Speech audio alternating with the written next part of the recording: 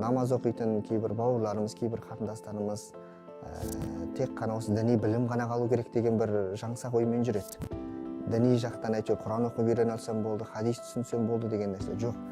Біздің дінімізде шындығында білім ғылымға талпынуға шақырады. Химия болсын, биология болсын, география болсын, тағы да қандай зерттеу жұмыстары бар, сол жағынан енді айналысқан болса, осы бір отанына тигізген пайдасы деп білеміз.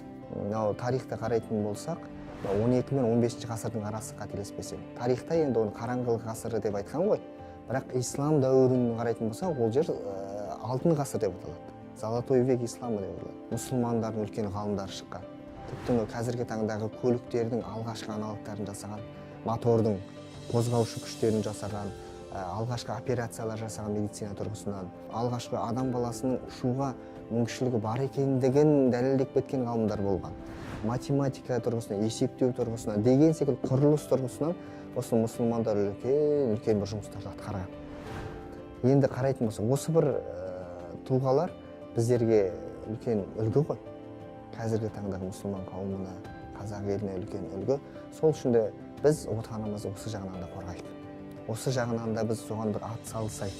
Білім тұрғысынан да, жаңағы ғылым тұрғысынан да, рухани тұрғысынан да, сосын жанашырлық тұрғысынан да.